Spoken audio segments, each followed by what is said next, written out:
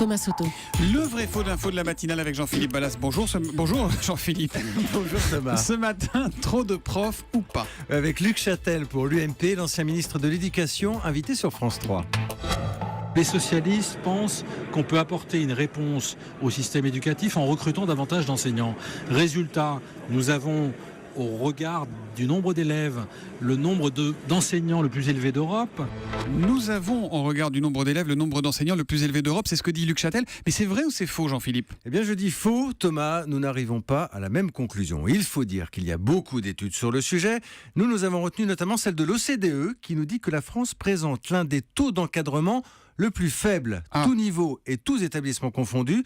On arrive à 6,1 enseignants pour 100 élèves et étudiants. 6,1 dans d'autres pays. On dépasse les 9 enseignants comme en Suède ou au Portugal par exemple. Et si on regarde dans le détail, est-ce que la situation est la même dans le primaire, dans les collèges et dans les lycées, Jean-Philippe? Alors non, justement, pour les collèges et les lycées, disons que nous sommes davantage dans la moyenne. Toujours selon l'OCDE, on obtient 12,5 élèves par professeur.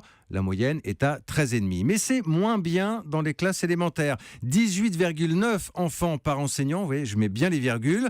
Ça, c'est chez nous. Moyenne OCDE.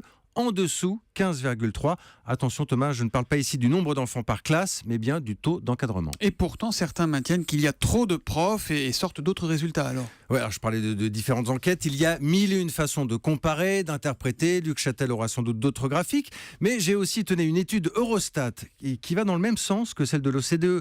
Beaucoup d'élèves par enseignant dans le premier degré, un peu mieux ensuite, mais a priori, pas une inflation de professeurs en France comparée à nos voisins. Et puis, il ne faut pas oublier non plus que tous les enseignants ne travaillent pas en même temps. Il y a des temps partiels, des congés maternité, des arrêts maladie, comme partout, et donc des remplaçants qu'il faut toujours garder sous la main. En attendant, c'est un faux pour Luc Châtel ce matin quand il affirme qu'en regard du nombre d'élèves, le nombre d'enseignants en France est le plus élevé d'Europe. Le vrai faux de l'info de la matinale, Jean-Philippe Ballas, tous les matins après le journal de 7h30 sur Europe 1. À demain Jean-Philippe. À demain.